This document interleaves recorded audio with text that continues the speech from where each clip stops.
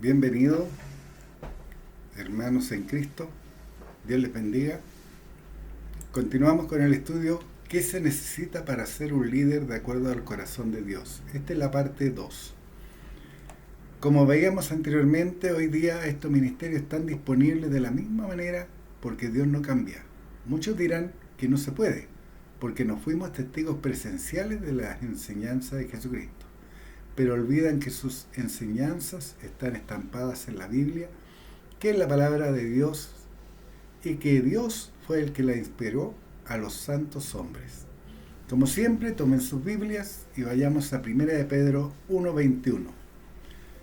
Porque nunca la profecía fue traída por voluntad humana, sino que los santos hombres de Dios hablaron siendo inspirados por el Espíritu Santo. Esos santos hombres de Dios hablaron siendo inspirados por Dios mismo. Así que cuando ustedes leen la palabra de Dios, es Dios hablándole a ustedes. Muchos piden revelación de Dios. Dios dio toda la revelación. ¿Se acuerdan lo que era revelación? Mostrar algo que estaba oculto o algo que no era conocido. El hombre ha tomado la decisión de ser un doulos, un seguidor de Dios, de sus enseñanzas. Ha desechado la inmundicia y la malicia, ha recibido la palabra con mansedumbre, ha renacido, ha aprendido a operar las manifestaciones, habla en lenguas permanentemente, fortaleciendo a su hombre interior, entre otros beneficios que han sido especificados anteriormente. Habla en lenguas e interpreta además, profetiza, edificando a los llamados, a la iglesia. Tiene su oído espiritual agudo a la información que Dios le entrega por medio de la palabra de ciencia, palabra de sabiduría y discernimiento de espíritu. Ejerce todo el poder que Dios le ha conferido operando las manifestaciones de fe, milagros y sanidades. Todo lo anterior lo hace por medio de la creencia en Dios y en sus promesas. Eso es un líder. Hebreos 11:1. Es pues la certeza de lo que se espera, la convicción de lo que no se ve. Esto es creencia. La palabra fe es la palabra griega pistis, que significa creencia. Es pues la creencia, la certeza de lo que se espera, la convicción de lo que no se ve. El líder, ya sea hombre o mujer, debe ser un obrero de la palabra. Segunda Timoteo 2:15. Procura con diligencia presentarte a Dios aprobado como obrero que no tiene de qué avergonzarse, que usa bien la palabra de verdad. Dice obrero, no un patrón, no un superior o un gerente. Un obrero está dispuesto a trabajar con sus manos, usa bien las herramientas, su trabajo es incansable, siempre dispuesto a obedecer al que lo contrató. El obrero espiritual que ha decidido servir a Dios y ha escuchado con la intención de obedecer el llamado de Dios, enseña el servicio con su ejemplo. Jesucristo así lo hizo con sus discípulos. Juan 13:4. Se levantó de la cena y se quitó su manto, y tomando una toalla se la ciñó. Juan 13:5. Luego puso agua en un librillo y comenzó a lavar los pies de los discípulos y a enjugarlos con la toalla que se había ceñido. Jesucristo, el Hijo de Dios, enseñó con el ejemplo el servicio. El líder que está inspirado por Dios al ejercer la manifestación de sanidad, que también es una forma de servicio. No siempre sana una enfermedad física. También puede ser una enfermedad espiritual. El Hijo de Dios, Jesucristo, también lo enseñó. Lucas 4:18. El Espíritu del Señor está sobre mí, por cuanto me ha ungido para dar buenas nuevas a los pobres. Me ha enviado a sanar a los quebrantados de corazón, a pregonar libertad a los cautivos, vista a los ciegos, a poner en libertad a los oprimidos. Recuerden, todo es espiritual. Fue enviado para dar buenas nuevas a los pobres de espíritu. Me ha enviado a sanar a los quebrantados de corazón, a pregonar libertad a los cautivos espirituales, vista a los ciegos espirituales, a poner en libertad a los oprimidos espirituales.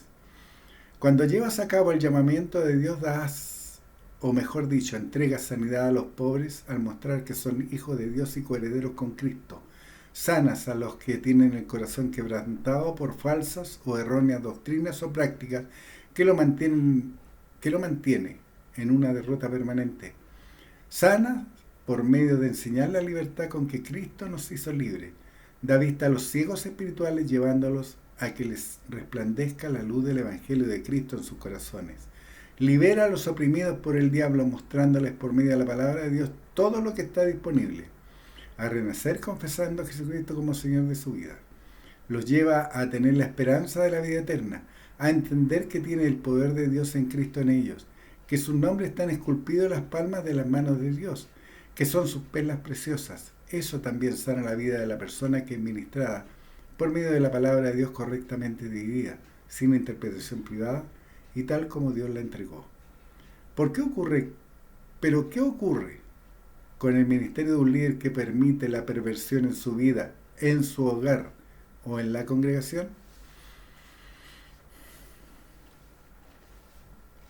¿Pero qué ocurre con el ministerio de un líder que permite la perversión en su vida, en su hogar o en la congregación? Tomemos un caso real. Un líder permite que su hija lesbiana permanezca bajo su techo sin dejar de practicar su perversión. O una congregación que defiende a sodomitas y lesbianas. Las consecuencias a este proceder Dios las muestra en su palabra. Romanos 1:25. Ya que cambiaron la verdad de Dios por la mentira, honrando y dando cultos a las criaturas antes que al Creador, el cual es bendito por los siglos. Amén. La caída del hombre o mujer comienza por la idolatría. Es el lazo que usa el diablo para seducir. ¿Cuántos hay que adoran a Jesús, que es la creación de Dios?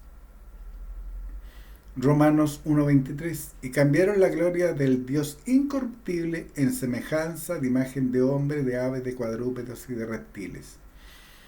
El adversario ha pervertido a tal punto la lógica de las gentes que hoy hay algunos que confiesan que los animales son sus hermanos. Esa mentalidad es idolatría pura. Rebaja la perfección de la creación del hombre a la de animales que creó Dios para señorear sobre ellos. Y ustedes lo pueden leer en Génesis 1:26. Romanos 1:26. Por esto Dios los entregó a pasiones vergonzosas, pues aún sus mujeres cambiaron el uso natural por el que es contra naturaleza. ¿Se han dado cuenta que sodomitas y lesbianas tienen perros o gatos o animales que dicen que son sus hermanos? Si lo vemos fríamente. Un perro vive 7 años. Es fácil. Entonces a los 7 años se desliga de toda responsabilidad ese dueño de ese animal. No así con un hijo. Tiene toda una vida para enseñarle la disciplina y amonestación del Señor. Tiene toda la vida para mostrar con su ejemplo a su hijo cómo debe ser el andar de un líder o un hombre creyente. Por eso le es más fácil tener un animal. No tiene que educarlos, no tiene que invertir mayormente en educación o en vestimenta, salvo alimento. Ese es el engaño al adversario. Romanos 1:27. Y de igual modo también los hombres, dejando el uso natural de la mujer, se encendieron en su lascivia unos con otros, cometiendo hechos vergonzosos, hombres con hombres, y recibiendo en sí mismos la retribución debida a su extravío. Romanos 1:28. Y como ellos no aprobaron tener en cuenta a Dios, Dios los entregó a una mente reprobada para hacer cosas que no convienen. Romanos 1:32. Quienes, habiendo entendido el juicio de Dios, que los que practican tales cosas son dignos de muerte, no solo las hacen, sino que también se complacen con los que las practican. Esa es la ceguera espiritual en la que está el mundo. Porque dicen que también sodomitas y lesbianas son mis hermanos. ¿Saben? Eso es imposible. Porque ellos son tinieblas, están llenos de 23 tipos de espíritus diabólicos diferentes, y eso lo pueden leer en los versículos anteriores a Romanos 1:32. Los enumera. Y todos esos que se mencionan ahí son tipos diferentes de espíritu diabólico.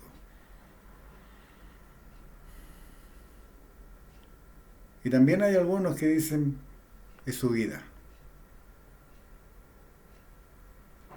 En un estudio que pasamos hace muy poquito, veíamos que para aquellos que piensan que no estamos en la gran tribulación, si eso, el ver esa perversión que está gobernando este mundo, no los atribula, es porque son parte de lo mismo y ya su mente ha sido cauterizada y ya no les da nada el ver la perversión de Dios, del Dios de este siglo en esa gente. No les da nada. Romanos 1:32, quienes habiendo entendido el juicio de Dios, que los que practican tales cosas son dignos de muerte espiritual, porque el sodomita y la lesbiana sigue viviendo. Pero ¿qué es lo que le espera? El lago de fuego y azufre que nunca se apaga. Es una muerte permanente y eterna. Eso es lo que le espera. Por eso dice que son dignos de muerte. No que hoy día vamos a matar a los sodomitas o a las lesbianas. Quizá en el Antiguo Testamento sí se hacía. Y aún en el Oriente se sigue haciendo. ¿Entienden la grandeza de esta declaración de Pablo inspirado por Dios? Son dignos de muerte no solo los que las practican esta perversión, sino que también son dignos de muerte los que la aceptan. Es cierto que Jesucristo cargó en él el pecado de todos sin excepción. La clave para entender la voluntad de Dios que hizo disponible la salvación para todas las gentes por medio de los padecimientos de Jesucristo es la misma condición que se le dio a la mujer pecadora. Juan 8:10. Enderezándose Jesús y no viendo a nadie sino a la mujer, le dijo: Mujer, ¿dónde están los que te acusaban? ¿Ninguno te condenó? Juan 8:11. Ella le dijo: Ninguno, Señor. Entonces Jesús le dijo: Ni yo te condeno, vete y no peques más. Esta es la clave. Todos se pueden arrepentir de su mal camino, todos se pueden arrepentir de su pecado, todos pueden renovar su mente a hacer la voluntad de Dios. Está disponible. Pero la condición es: vete y no peques más. No puedes tú aceptar dentro de tu congregación a alguien que es sodomita y que sigue viviendo su perversión, o una lesbiana que sigue viviendo su perversión aún bajo tu techo, porque es tu hijo, porque ahí trabajan las emociones, y las emociones no son de Dios, porque si Dios tuviera emociones no hubiese permitido que su hijo pasara 60 horas de tortura, no hubiese permitido que fuera flagelado como fue flagelado, que fuera torturado como fue torturado. Hubiesen trabajado sus emociones. O por emociones no hubiese permitido el desastre que causó el diluvio. O no hubiese permitido por las emociones que desapareciera Sodoma y Gomorra. O que murieran los 23.000 en el camino en el desierto después de salir de Egipto. Vete y no peques más. Para sodomita y lesbiana es la misma condición, que no practiquen más su perversión. En el interlineal griego-castellano de la Cueva, esta frase se traduce: vete, desde ahora no más peques. En el diccionario griego-castellano, la palabra no más es la palabra griega umé. Se traduce como un nunca jamás absoluto. Esa es la condición. Y mientras este arrepentimiento y renovación de los patrones de comportamiento no ocurra, lesbianas y sodomitas tienen que ser desechados. Esa es la postura que un líder inspirado por Dios debe tener. La responsabilidad que Dios le da a un líder de una familia o congregación es mantener al cuerpo de Cristo sano, incontaminado, sin influencias diabólicas. Jesucristo enseñando lo mostró tomando como ejemplo el cuerpo humano. Marcos 9:43. Si tu mano te fuera ocasión de caer, córtala. Mejor te es entrar en la vida manco que teniendo dos manos a ir al infierno, al fuego que no puede ser apagado. Nosotros somos parte del cuerpo de Cristo. Y si dentro de ese cuerpo de Cristo hay un miembro que está contaminado y no ha dejado de pecar, debemos de extirparlo. Lo vimos una vez anterior. Es como una fruta podrida dentro de un cajón. Va a contaminar todas las demás frutas. Porque la influencia diabólica de aquellos que no han renovado su mente es tan grande que va a llevar tras sí a las mujercillas cargadas de pecado. Y esa mujercilla no se refiere a una mujer específica, sino a todo aquel que lo rodee. Marcos 9:45. Y si tu pie te fuere ocasión de caer, córtalo. Mejor te es entrar a la vida cojo que teniendo dos pies ser echado en el fuego, en el infierno, al fuego que no puede ser apagado. Marcos 9:47. Si tu ojo te fuere ocasión de caer, sácalo. Mejor te es entrar en el reino de Dios con un ojo que teniendo dos ojos ser echado al infierno. Marcos 16. Pero al principio de la creación, varón y hembra los hizo Dios. Si Dios los hizo varón y hembra, ¿ustedes creen que la perfección de Dios no se cumple con sodomita y lesbiana? Ese sodomita, sus órganos internos son de varón. Esa lesbiana, sus órganos internos siguen siendo de mujer, independiente de lo que en su cabeza contaminada tenga, que se siente mujer, se siente, mundo de los sentidos, lo que gobierna el adversario, el Dios de este siglo. Si el líder no cumple lo mandado, decretado o estipulado por Dios en su palabra, ¿podrá ser idóneo para enseñar a otros? Es imposible.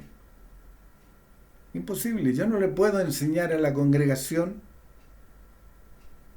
que la sodomía y el pecado la sodomía y el lesbianismo es un pecado si yo acepto en mi casa la perversión y el pecado.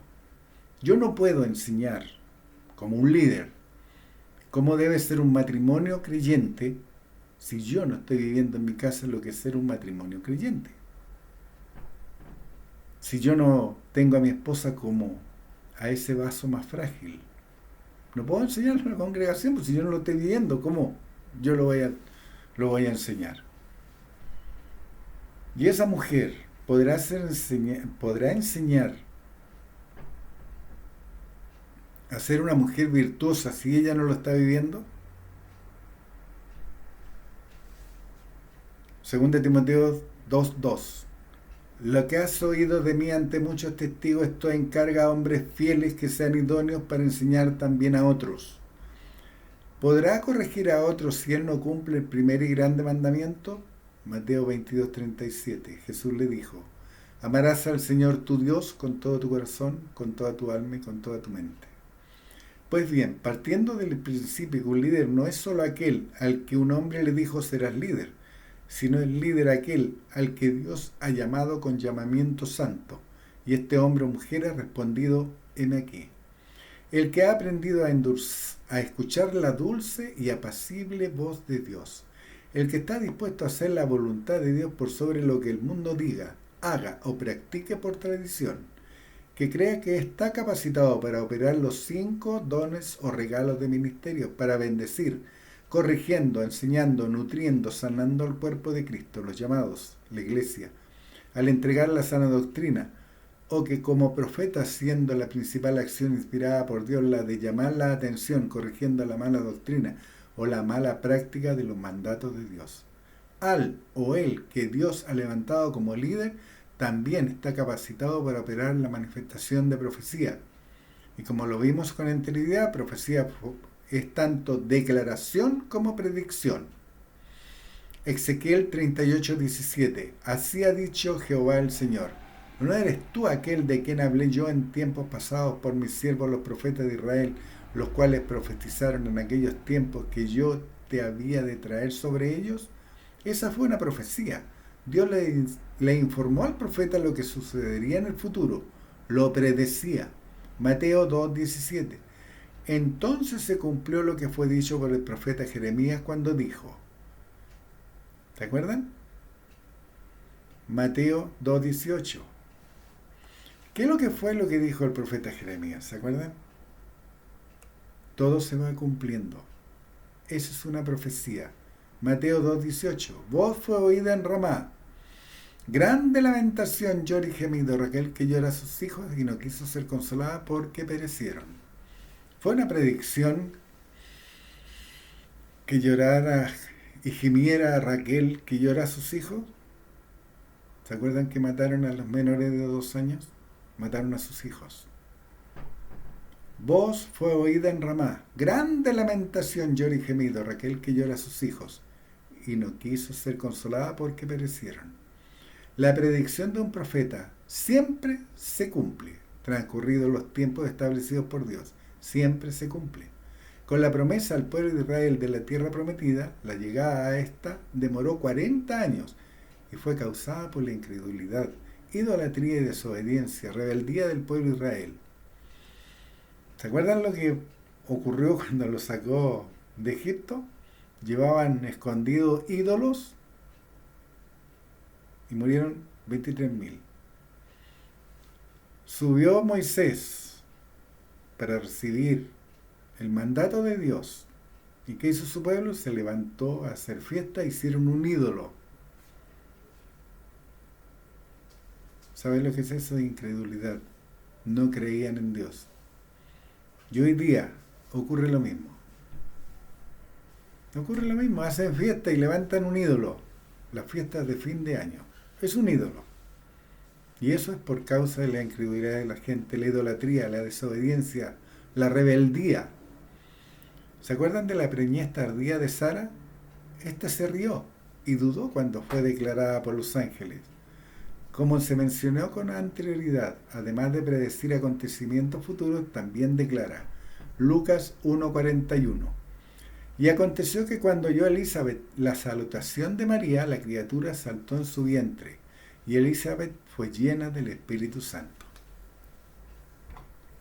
Y al ser llena del Espíritu Santo, ¿qué fue lo que dijo? Elizabeth no fue llena de Dios, sino del Espíritu de Dios, la conexión inspiradora de parte de Dios. ¿Y qué fue lo que le dijo Elizabeth a María? Lucas 1:42. Y exclamó a gran voz y dijo: bendita tú entre las mujeres, bendito el fruto de tu vientre. ¿Sabía ella de que era el Hijo de Dios? ¿La vio ella que la gloria de Dios había cubierto a María?